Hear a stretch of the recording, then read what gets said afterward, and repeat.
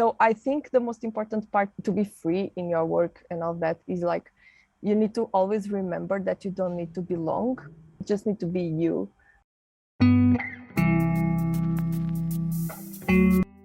Welcome to the Pixel Paper Podcast, a series where we get to know the creative processes behind up-and-coming digital artists. My name is Noor, graphic designer and work-in-progress artist, and I'll be your host for this series. For this episode of the podcast, we have a free-spirited yet hard-working artist who is currently working in Nickelodeon studios in Finland. She gives us loads of great tips on how to be more free in our art, as well as what it's like to work in an animation studio. And she also talks us through her inspirations, including her family and the impressionist movement. On top of all of that, she has also illustrated an architecture book for one of the major, if not the biggest, architecture firm in the world.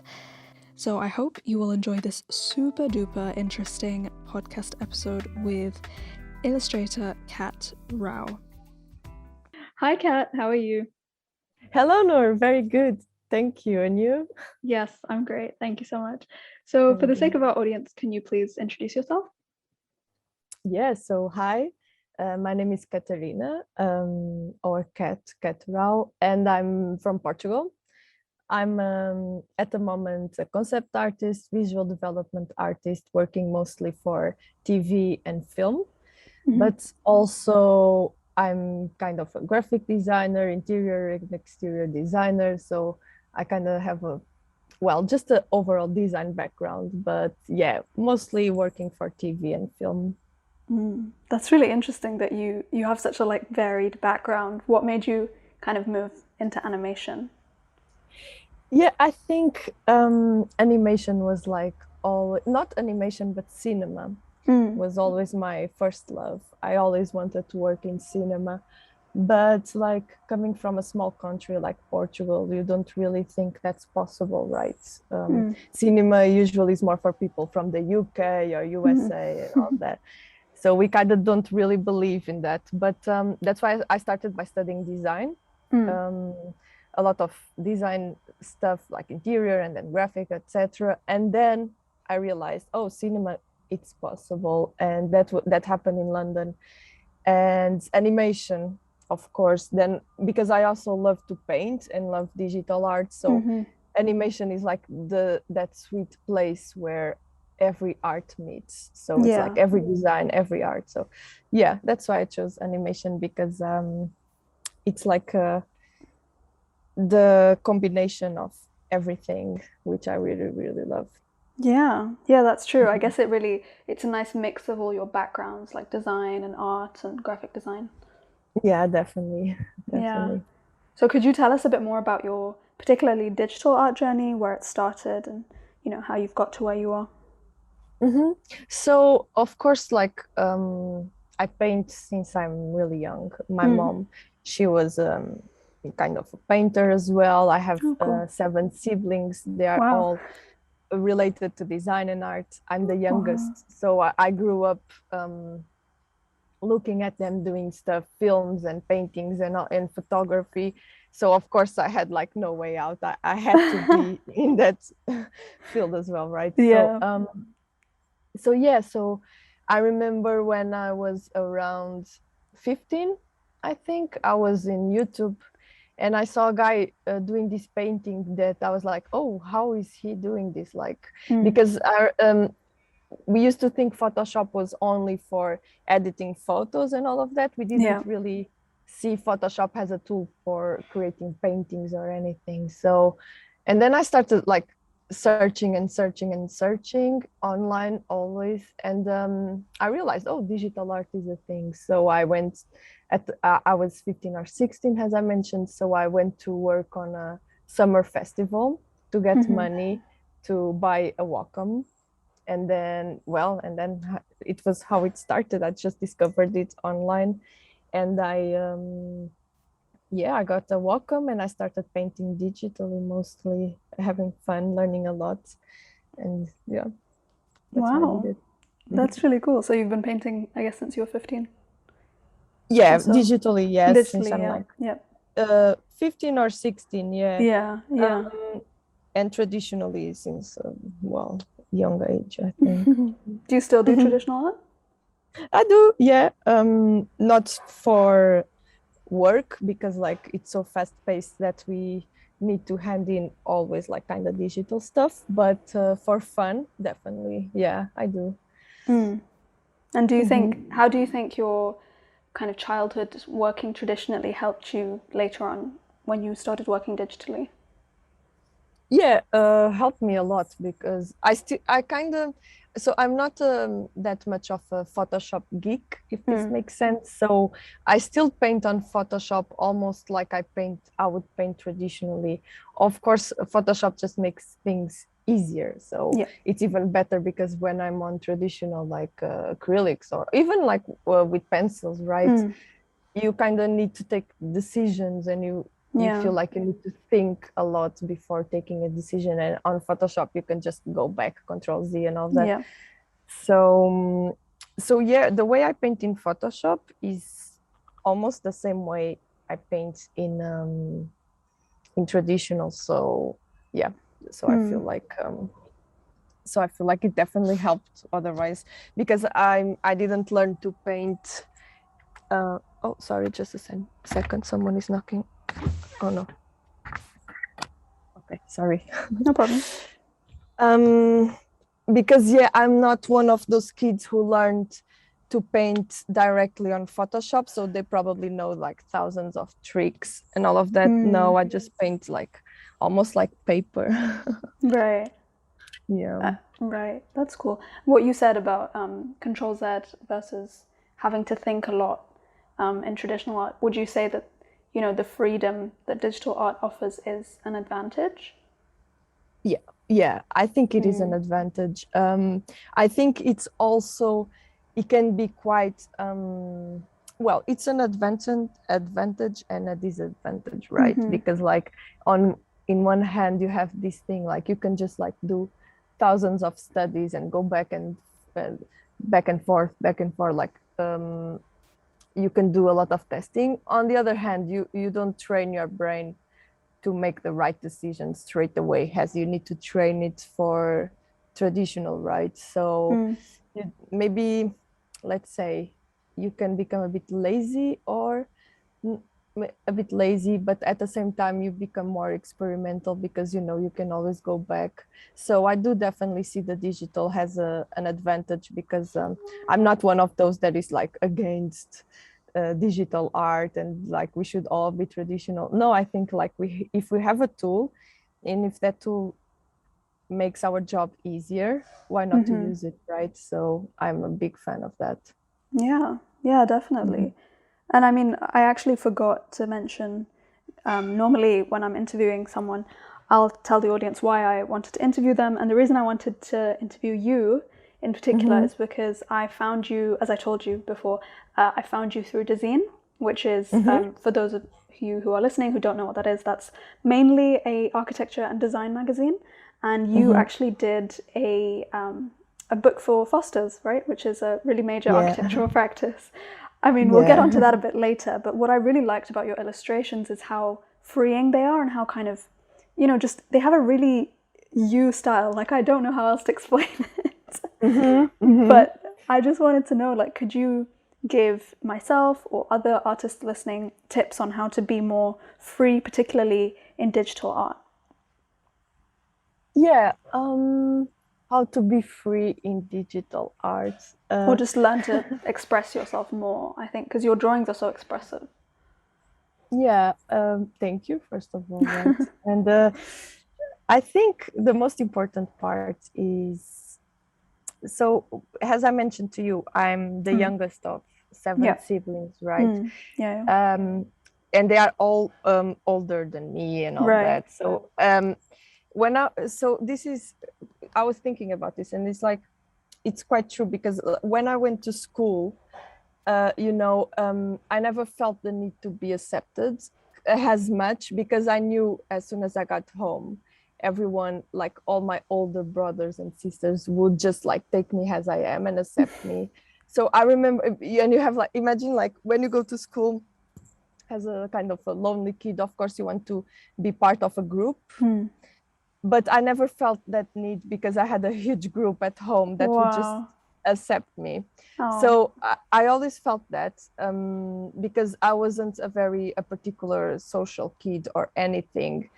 But at the same time, I always had that very strong support behind me, telling me like, you are enough. You don't need to be part of this just because. So and then I feel like some artists, they might struggle a bit with that because of course you just want to kind of be good, air quotes, right? And you want to belong to some group of art or anything, and you are constantly judged in art world, right? People are always like, oh no, your drawing is not good, your drawing is good. And if sometimes you don't have that support behind you telling you like, no, this stuff is good, you are enough, you can feel quite lost and like your work starts get really influenced by the opinion of others maybe. So I think the most important part to get to be like to be free in your work and all that is like, you need to always remember that you don't need to belong. You don't need to be part of a specific group. You don't need to be good as you think someone is or anything. You just need to be you, right? If being you means having a bit of less technique, a bit of less like knowledge about colors, or a bit of less cute style, or let's say, because like in digital art sometimes like you make it cuter, you have more followers, you make it brighter, you have more people enjoying it. If that's not part of your personality, you shouldn't change that for the sake of followers or anything. Because like I see a lot of artists who are constantly like struggling, like, oh, I have like a lot of, for example, social media followers, but I feel like I want to experiment more with my work, but I can't because I need to be, air quotes, accepted by this kind of people that will. So I think like, first of all, really do what brings you like joy, what you feel like you should be doing, not what you think that other people think that you should be doing. That's a big important thing, I think. No, that was really nice. I think I've just got the quote that I can put at the beginning of the podcast now, like you just said it. What quote is it? The quote about being you, like you said it really nicely. But yeah, no, I think that's really nice. You basically had your tribe of people.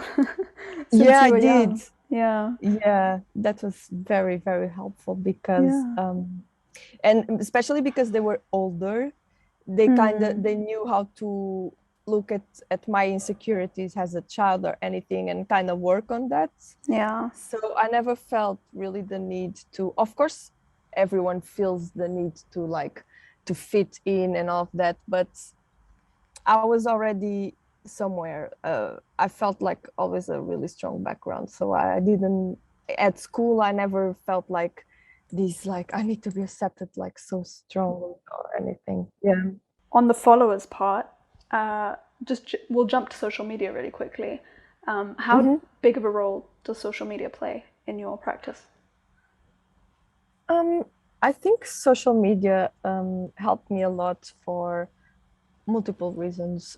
First of all is like, so I think all my freelance work and all my even digital artwork, everything came from social media. So it's like social media is amazing to connect with people, with directors, with people from studios, and they see your work straight away. So in that part, I think social media is absolutely amazing. I'm a big, every time a student asks me, oh, what do you think I should do? The first thing I say is like, put your work out there. And the easiest way is like social media, and then, have your website, all of that, but definitely put your work on social media. With this, I don't mean like you need to be totally obsessed with it and have like thousands of followers, because that's not important at all. I think the most important is like with who do you connect? Like, because like you can have 3,000 followers, 3,000, yeah, whatever followers that are just like air quotes kids who like your art, blah blah blah, but they are not finding you any job, right? But 3,000 versus one director in one studio who will get you a job is more worth it. It is the director will always be more worth. So it's not about the quantity, but the quality of your connections, right? I believe in that. Yeah. Yeah. Of course, quantity helps, but quality for me, it's so much more important. Yeah. And also I use social media a lot just to get inspired. Like, it's my biggest source of inspiration, like the fastest, not the biggest, but the fastest. Like, I'm walking on the street or I'm waiting for a bus and I go check and suddenly I see someone making an amazing drawing and I'm like, whoa, amazing. So yeah, these two parts, like the networking and the inspiration, I think it's quite important. Yeah. And what social medias do you use normally? I use mostly Instagram and LinkedIn. Okay. Yeah, I'm not on Twitter. Oh, I actually just joined Clubhouse, but I haven't been active there. I just joined by an invitation, and I want to. It seems cool, like it's kind of talking. It's like it almost feels like you're listening to podcasts all the time. Right. But I didn't spend any time there, but I might soon. Yeah. Yeah, because the reason I ask is because a lot of people I've noticed tend to get their work through Twitter. I've not actually heard a lot of people getting work through Instagram, Oh so wow. I'm quite interested to hear your side of it. Like, I feel like Instagram is such a oversaturated platform that it's really hard to get reach or to get someone like a director, let's say, to see your work. So, is there anything in particular that you do which, allows directors to see your work, for example? No, I don't know. I'm not a big geek, but well, I just post my work really.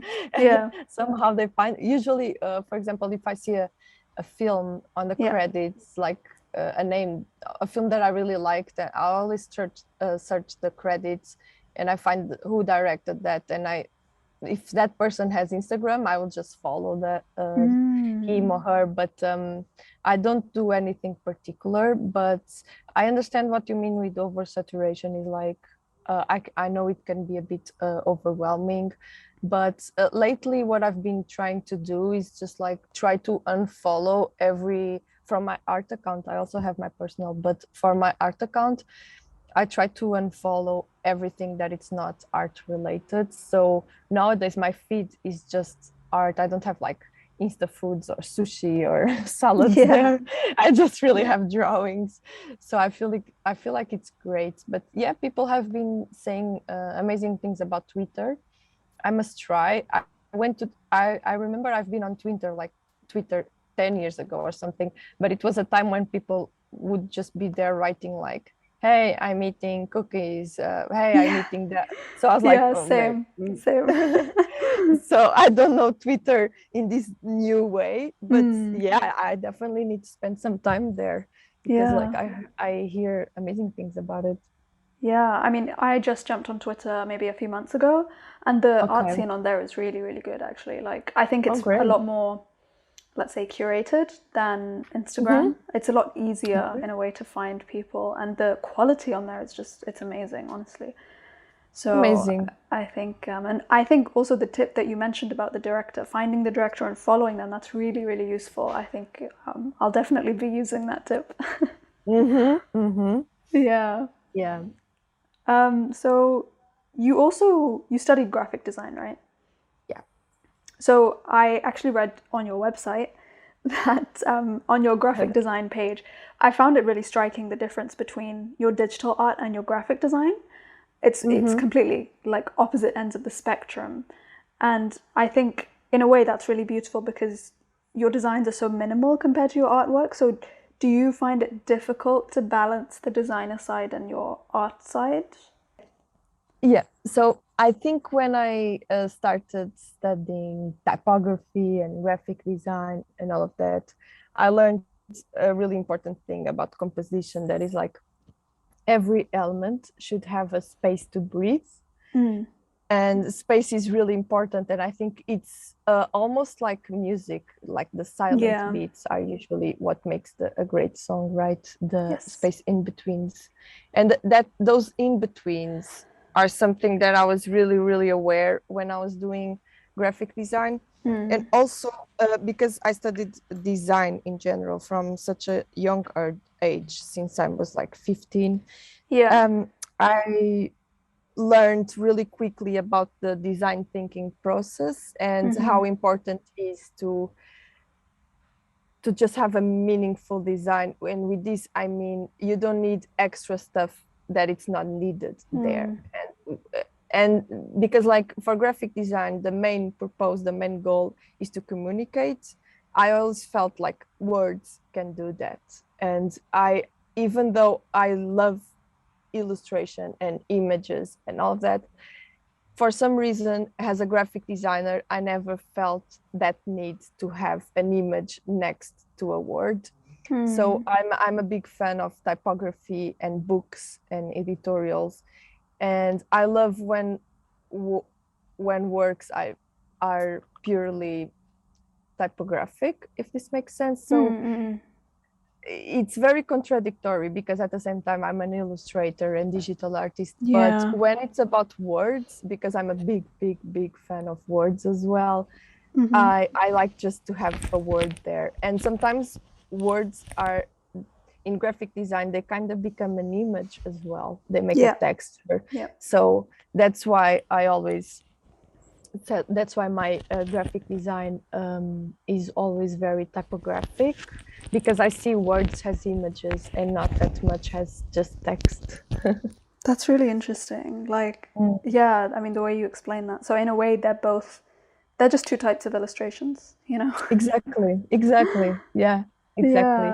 I'm also a big fan of concrete poetry. So I bought a typewriter in my last years as a graphic designer. So I was just basically creating images with words, and nice.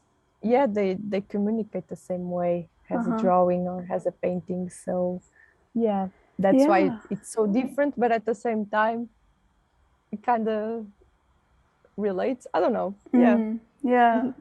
Are you still practicing graphic design, or you're just completely into illustration now? Yes, I do for my personal work. I'm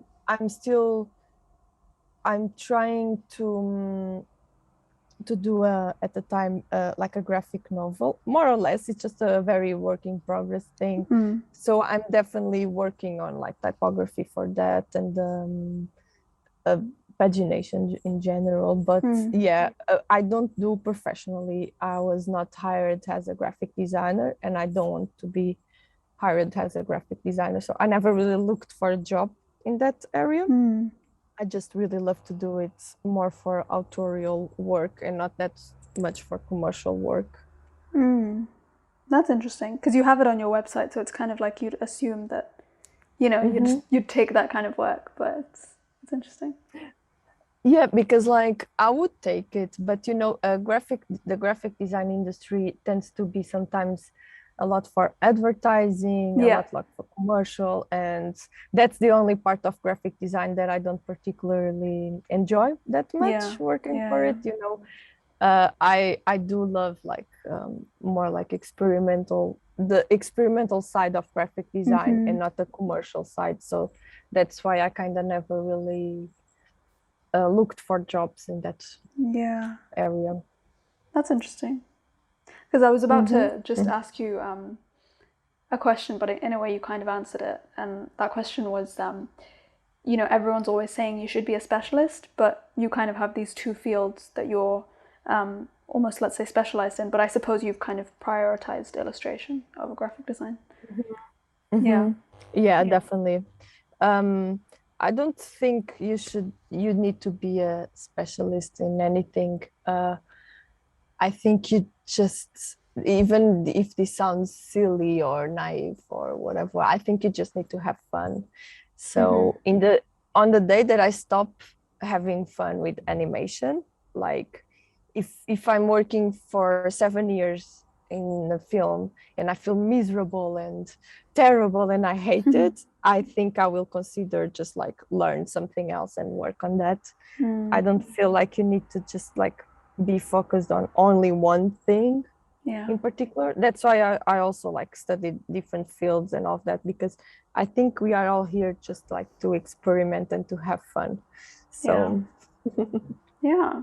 No, I can see that you've definitely applied that ethos in your life. Yeah.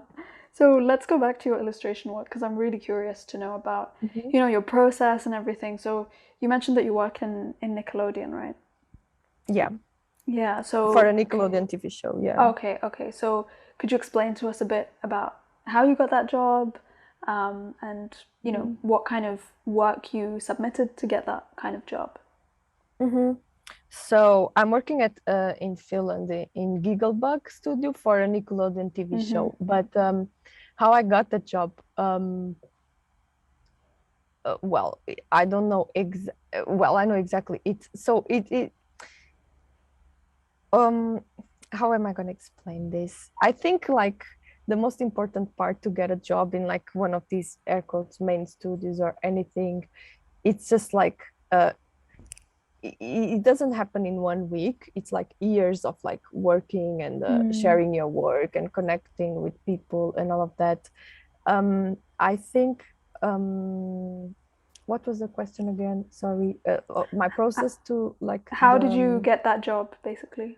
You know, what was your... Yes, so I just I knew someone that was on the production, and well, a friend of a friend, and then she was the producer. She was following me on LinkedIn, and I was following her. And one day she just asked me, "Hey, Kat, are you available for this role? I think you would fit the style." And I said, "Oh yeah, sure." And then I got it. Nice. Yeah, it was easy. But I think I think when you do a lot of like different work, like if your portfolio is really like diverse, you can always like people can always see how you would fit a project. When you try to be like really specific, I believe it's more difficult, because like maybe your style just fits a certain kind of thing, right? A certain kind of style. So my advice is always like to show different techniques, different stuff, because people might be looking for different things. Yeah. Yeah. And what do you mainly focus on, if you can share? I mean, do you focus more on backgrounds or characters or both? Both, definitely. So I work as a viz dev. So what I really love to do is mostly people give me a script and I like to read it, and either the environments or the characters, I start like sketching and imagining how the character would be, where should she or he or they live, etc. So yeah, I like to do a bit of everything, I guess. But I guess, and I mean, you don't have to go into too much specifics, but I guess if you're working for one show, then characters, wouldn't they be the same, and like, you know, colors and settings and things like that? Yeah, for this specific job, for this I'm working mostly on backgrounds and color and lighting. So yes, that's always the same style. And I helped in the very beginning, just now start like rendering and how just like to try to find the style for the whole show. And I've been just working mostly on colors, lighting, and backgrounds, because the characters, of course, are mostly the same the whole season. So I think that's really interesting. I mean, like, I'd love to just dive a bit more into this, because I think you're the first animator that I'm speaking to, if that's okay. So amazing. Yeah. So I mean, from what I'm imagining, is the problem solving aspect more in the beginning parts of the show? So like, you know, when you're having to decide the characters and the backgrounds and things like that, because I can imagine later on, you know, when you have kind of, let's say, color palettes and character styles and all of that defined, it would be easier to do the animation, or, you know, could you maybe clarify. Yeah, so there are a lot of different stages for of a show, right? So the very beginning is concept art, where you start like sketching a lot, problem solving, you start painting, like just trying to find a mood, an atmosphere for the show. And then when things are accepted, you start getting things more, you start getting the rules, like, so the design rules. So we should draw, for example, trees always this way and never that way. That's an off style, that's in style. So you start like creating some rules to get a style right. It's like a brand guideline. Exactly, like a branding stuff. You have the rules, you have your palettes, and you never run away from that. But then I think in every single episode there are multiple problems still. So the problem in the beginning, so the question in the beginning was, how will these characters be? How will they look like? What's like the environment, etc. The questions now that the show is starting, and it's on the production, it's like in progress. That's what I mean. The questions are like, for example, we have like a lot of layouts. So we usually start with the animatic, and then you have like with storyboards, and then you have animatics, then you have like backgrounds. So you need to think a lot of staging. So where will these characters walk through in the scenarios, in the backgrounds? It's like there are always problems, really. It's every day is a problem solving thing. Most about like, how will light enter this house without really disturbing the characters, without really. So yeah, you have always like thousands of questions, and designing is like answering those questions, right? So every time you have a different background, you need to think about the lighting, you need to think about the texture, you need to think about where will the character act, air quotes. They are like actors, right? So where will they be? How? So the composition, even, and if imagine you want a pink wall, but then the character is pink, so maybe a lot of stuff like. Yeah, it's always problem solving. No, that sounds really interesting. I mean, like, that's given me a lot of insight, actually, because it feels like every day you're learning something new in that sense. Definitely, yeah. And how is it, I mean, what's team collaboration like? I mean, how do you divide the tasks between you? So it's of course background team. We do almost the same, like all the same, like we are coloring, lighting, all of that. But then we have some people just focus sometimes on color scripts. We have people just like focusing on main backgrounds, like new locations. But yeah, the tasks they tend to vary a bit, but also I think communication is always the key, and directors and supervisors are always like super happy if you see a location that you really like, and you say, oh, I would love to paint this, and you are totally free to do it. So it's kind of, and you're also free to suggest, like, I think the lighting should be this way, I think the colors should be that way. So yeah, it's kind of free environment. Like you are free to experiment and to give an opinion and all that. So you're all kind of making the show together, I suppose. Yes. Yeah, that's really cool.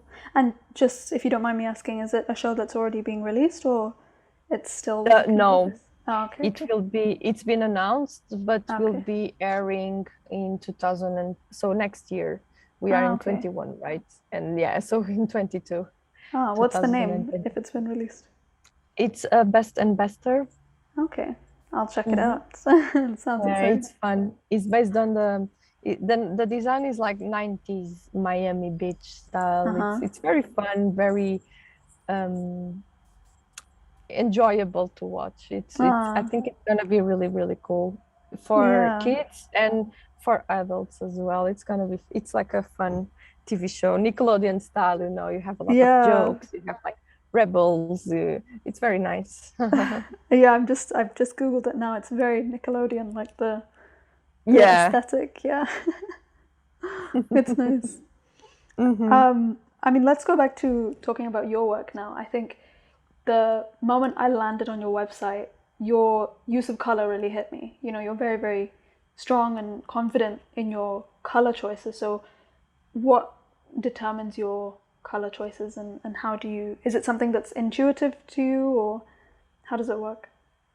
Um, yeah, so I think I'm obviously very attracted usually to oranges and reds and all that. I don't know why. It's just like a thing for me. So I tend to go a lot that way. But sometimes it's intuitive. Sometimes it's like based on a lot of like references that I like or things that I enjoy. Um, I think every drawing or every illustration, the process is a bit different because they usually start differently. If I'm only sketching, I realize that if I'm just sketching for fun, I tend to go for like yellows, reds, oranges for me. But if I'm painting something and I need to do research about it, and so I tend to look just for like paintings and all of that, like, and also of course understanding of color and light. But it differs a lot. I know that I like to have a lot of contrast, definitely, and Yeah. I do like to push lighting. That's the only thing in common, but the rest, it depends a lot of the painting of the if it's for work or if it's personal. Yeah.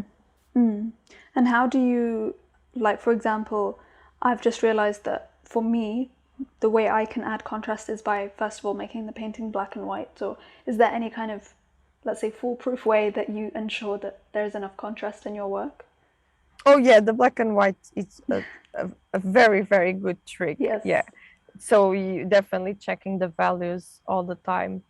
Um, Definitely, that's what I do as well. If I feel like something is a bit off with the colors, I automatically change it to black and white and realize, okay, that's the problem. There's no enough contrast, or because like values are 3,000 more times important than color itself, right? Because if you have the values right, the Yeah. colors usually you can put any color with that value that it's gonna look okay. Yeah. So definitely black and white is a old but gold trick. It's like the thing to do, that I think. Yeah. Yeah, definitely. And I That's mean, one more example yeah. of how digital helps so much, because like in traditional, if it's difficult to see your painting in black and white, right? Yeah. At least you can or you can take a photo, but then again it's digital. So I think that's one of the most important and one of the greatest things of the digital is like it's so easy just to straight away see where you're failing and why it's not going well. Yeah, yeah, definitely. I think so. I think Mm-hmm. I think this morning actually was when it kind of clicked, like the contrast thing, because I was doing a drawing in black and white, and then I changed it Mm-hmm. to color, and I was like, oh my god, this is crazy. Like I would never put these colors on the page, but then Yeah. because I was drawing in black and white, I didn't know what the colors were. So Mm-hmm. it was Mm-hmm. a really cool experiment, definitely. Yeah, black and white is very, very, very good. Do you do a lot of personal work, or do you try and make time for it? Yes, yes, Yeah. always. I do always try to find time, and that's what kind of keeps me sane somehow, Yes. and Yeah.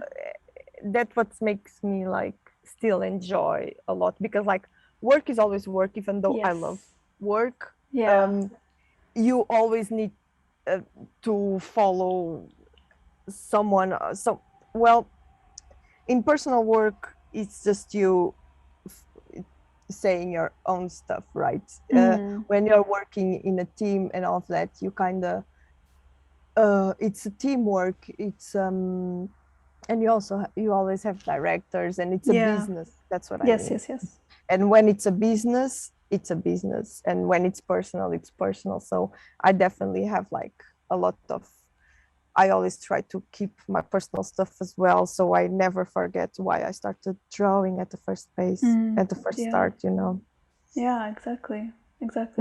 And could you give some tips to people who may have really busy schedules and they say, oh, I don't have enough time to draw? Like, what tips do you have to ensure that they get in that personal drawing time, let's say?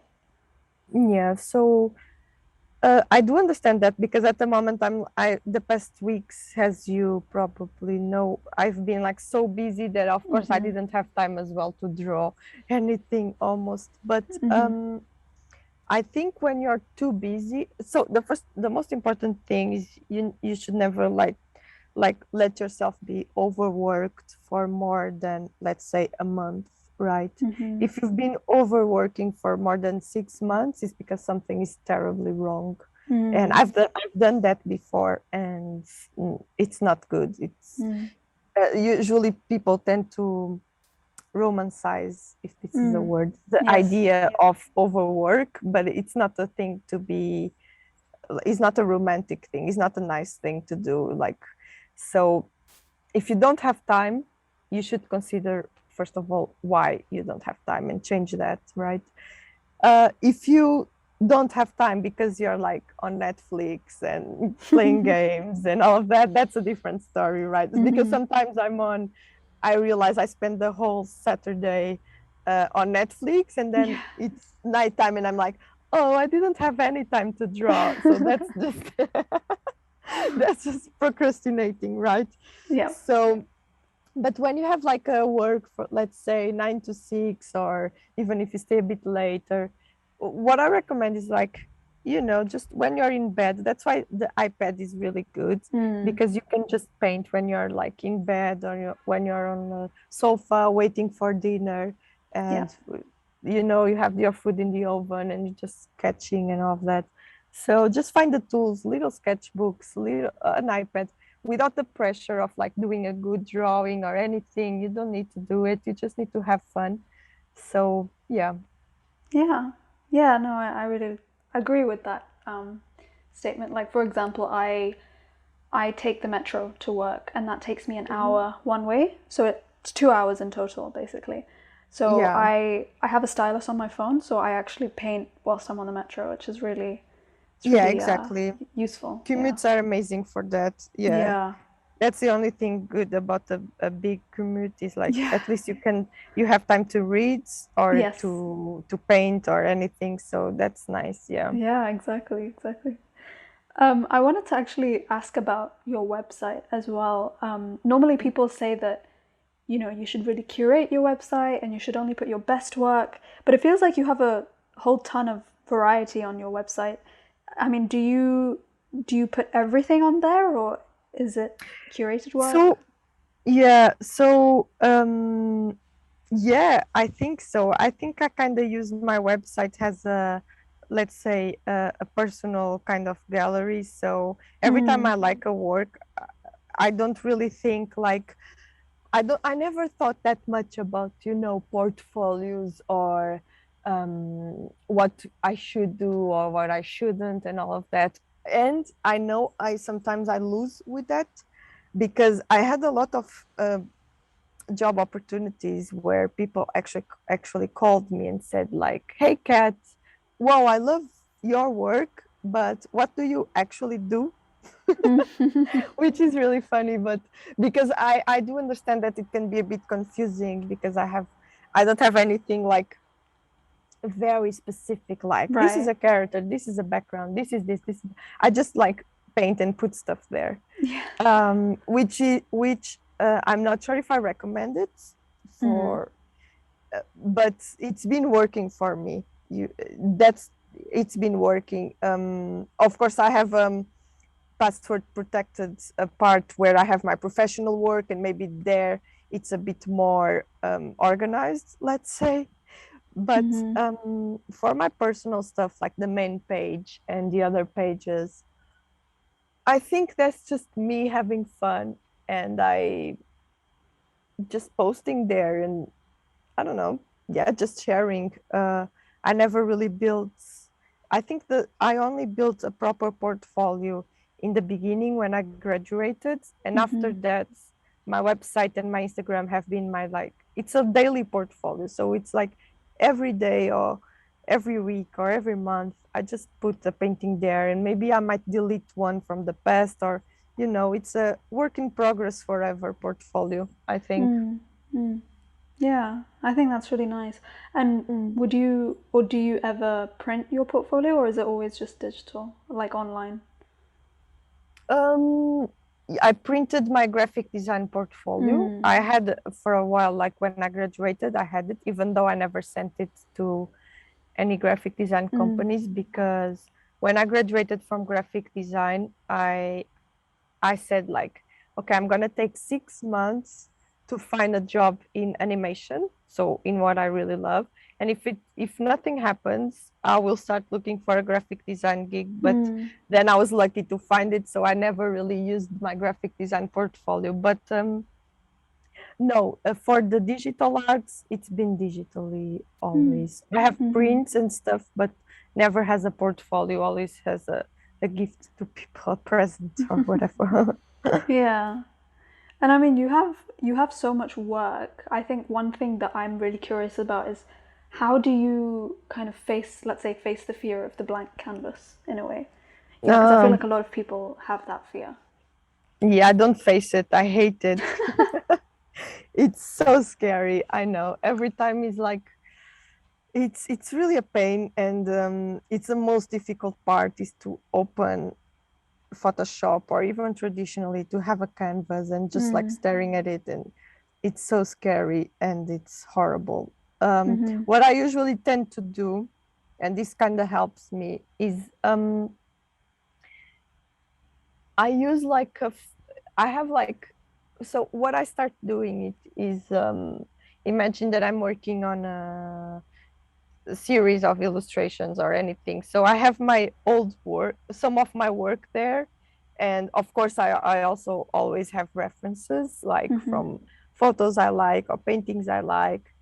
And I just start adding color, shapes, anything, just to take me out of that like emptiness of a white canvas, you know. Even if I after it turns out not being nothing like how it started, I always prefer to have a triangle, a red triangle, to have nothing, you know. Yeah. It's always just like add something just to break the ice, like, let's say, our Yes. codes, like, because like it's like a date. If you're just staring at the person that is in front of you and you say nothing, very quickly it gets like really awkward, and you just want to kill yourself basically. So just like, don't be like that with the canvas. Just say something, even if it's like the most stupid thing, like I want cheese, just say it, so you can just like break the ice and start having a conversation with your canvas about it. Like, because like painting is a conversation, right? It's a conversation with yourself, with the canvas, so you just need to see it as a conversation. And I'm quite a talkative person, so I tend to sketch a lot before any painting or any drawing. That's really nice, the way you translated talking to sketching, like how you Yeah. related the two. Yeah. That's cool. So it's like your hands are talking through your drawing. Exactly. It is. Yeah. It is. That's really nice. And you mentioned your inspirations and stuff, so could you maybe drop a few names, or kind of whoever inspires you? Because I think you probably have a Yeah. lot of good inspiration sources. So of course, like the big masters, Yep. Monet, well, all the masters that Yeah. everyone says, like, I'm not going to repeat those, because I think the whole impressionist movement is my biggest source of Yeah. inspiration, and not as much. Of course, Monet is like my all-time favorite Yep. artist, but also the meaning of impressionism, because like impressionism came to break all the academic paintings and like all the rules Yep. basically at the time, you know. And it was also so the art world in general, they never really accepted impressionism in the beginning because they thought it was very unfinished and sketchy, and they literally used these words. So has my work sometimes might seem a bit unfinished and sketchy or something, I think, because I think what really fascinates me about impressionism is how painters, they started communicate about the atmosphere of a place and the impression of a place, instead of just copying exactly what they were seeing. So that's my biggest source of inspiration. Is not a painting itself, is a thought, is like this idea of how does it feel, the moment and now, and not exactly how it is. So when I think about a tree, I always try to think about like, what is a tree? You know, a tree is not just like a brown stick with like green stuff on top. Is like, what makes a tree be a tree? Is like the winds, is like the place where she is like, it's like the shadows, it's the light, you know. There are a lot of things about a tree that are about the atmosphere, what that tree is, and not exactly like a brown trunk and with the crown, a green crown, you know. So I think that's my biggest source of inspiration, is definitely the impressionist movement and also the thought and the design process in that. But also I, of course, I have like lots of, if we are talking about like now digital art and all of that, I have lots of people that inspire me, and a lot of work. I think one of my main inspirations was French animation in general. So I think the Illusionist movie, for example, it's like a masterpiece, which I always come back, is from Sylvain Chomet. I don't know how to pronounce his name properly, but I think it's the Illusionist movie is a masterpiece, and a lot of like French animators and French digital artists. I also really love Alberto Mielgo, for example. I liked how fresh his style was when he did the Spider-Man Into the Spider-Verse concepts. I have a lot of people that inspire me, usually Craig Mullins as well. Well, a lot of people, all the digital artists that inspire me, I follow them on Instagram mostly, and some of them directly on their websites if they don't have Instagram. But yeah, impressionism mostly, I think. Yeah, I think basically looking deeper into the meaning of things rather than just seeing things at face value, right? Yeah, exactly. For example, like a Van Gogh painting, I can't say that I love some of his paintings for the painting, but I love what's behind that painting, right? What makes him do that painting. So from that moment, I start loving the painting straight away, even if I'm not a fan of like what he did or anything. You know, it's just like, I think design and art and all of that, I still believe that if it means something, it's worth appreciation, you know.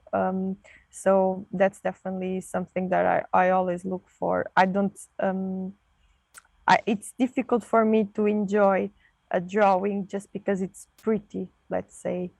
I do enjoy it. I like to see pretty art, but I want to see meaningful art as well. That may not necessarily look pretty. Exactly. Yeah. Exactly. And then suddenly it starts to look pretty, because, you know, the whole beauty concept is very conceptual. So what is beautiful and what is not? I think beautiful is the truth. If it's true, if it's honest, it's beautiful.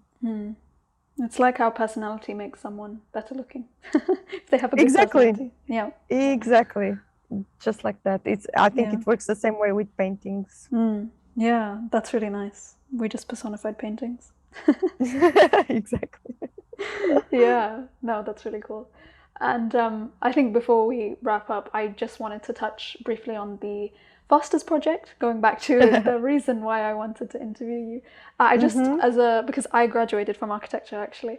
So, Okay, yeah, so amazing. I have a background in architecture. So I was really curious actually to know about this book, and especially because, you know, when I saw the illustrations, I was like, whoa, this is not Foster's, because Foster's is known for its very clean, minimal design.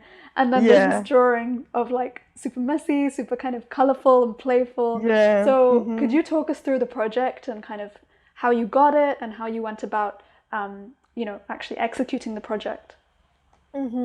So Fosters and Partners was a amazing experience. I was in London. I lived in London.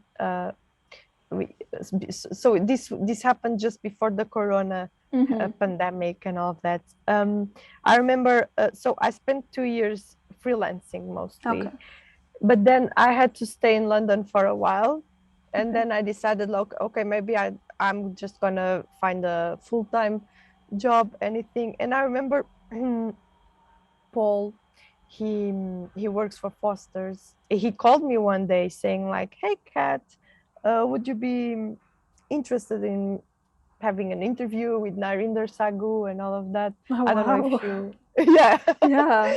Oh, big name. um, yeah, and then I told him straight away, of course, but I know anything about architecture, right? I don't know nothing. Like I'm a noob. Like I really don't. I do appreciate it. I love architecture, but well, I never studied architecture or anything. And he said like that's exactly what we want, like someone who is not uh, an architect geek or something like that. And then yeah, I went there, and I think I really connected really well with Narinder. He's amazing. Like he, you know those persons that you just like when you meet, you just like straight away start talking with them, Yeah. and you just really enjoy them from the Yep. very beginning. I think that's what happens. Narinder is like absolutely amazing and inspirational. He's super funny, and he's really nice basically. And so I had this interview with him, like really chill. I was not expecting, and to be honest, I didn't even know how big Foster and Partners were, because I didn't come from the background of Yeah. architecture. So I was kind of familiar, but I didn't know how big they were. Yeah. And that helped me as well, because like, Yeah. I can imagine. I was really chill. And he said like, your work is amazing. Like I really like the way you use lighting, all of that. So do you just want to work with us? And I said yes. And then I started working for them as a concept artist. But then what happened was the Corona. So I was in studio. I was a full-time, like a normal regular job there, and in Narinder's team. And then the Corona pandemic started. So I was actually one of the first persons in the studio started getting like panic about it. I was like, oh, maybe we should all get home. And Narinder was like, no, let's try to hold a bit. And no. But then we all went home. And sadly, because like the studio had an amazing environment and the food there was amazing, to be honest. So Priorities. priorities, like, oh damn, why do I need to go home now that I found a good porridge in London? But yes. So I don't know, it's so hard to find good porridge. it is, trust me, in London it's quite difficult to find Oh, good okay. food. But no, yeah, then we went home, and then the pandemic hit, and it was like scary in London. I don't know how it was where you lived, but in Yeah, London I in the mean, I'm beginning sure was it was quite like, scary everywhere. Yeah. yeah, like really stressful and scary. And so I decided like, yeah, maybe it's time just to go back to Portugal, and just to see how to be close to my family, because I was worried about my parents and all of that. So yeah, I had to leave, unfortunately, and I had to leave the job. But I'm still in touch with Narinder. I think like when I go back to London, I definitely want to hang out with him and like know what they've been up to. But yeah, I had to leave Foster's. But although I learned a lot there, and the book was so someone, I think he doesn't have his name out, but someone from the studio, he was writing these things for children during the quarantine, like just like for the children of the people of the studio, like to have some fun, and they had like these meetings, like reading stories for children, which was amazing. And so yeah, the book started like that, and then they just shared it online. But in the beginning was a studio thing, was like for the children of the employees of the artists there, you know. But then they published it, which was fun as well. They published it online, but it started as a very kind of small and private thing, I guess. Okay, that makes a lot of sense, actually. You know, why it is the way it is then. Yeah. No, I think that's amazing, and I'm glad it still went through the project, and I'm glad it was released to the public. Yeah. Yeah. Yeah, it was fun. It was really cool. I worked on another project there, but that was the project that came out so like quickly and faster. Yeah. So, I mean, just for my own curiosity, do they have a lot of scope for illustrators? I mean, what kind of work is there in architecture practice? I don't think they have a lot of illustrators because of course they don't do books or anything.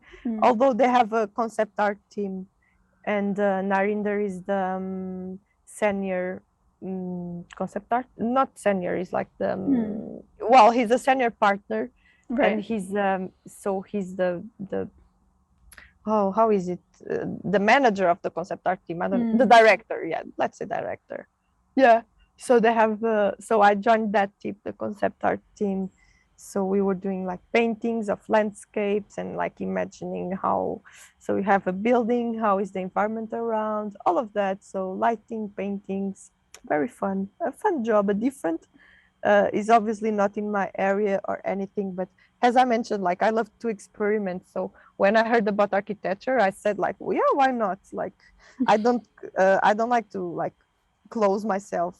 You know, if someone calls me from medicine laboratory in Dubai, maybe I'll say, yeah, that sounds fun. Let's see what we can do together. You know, that's what I love about life.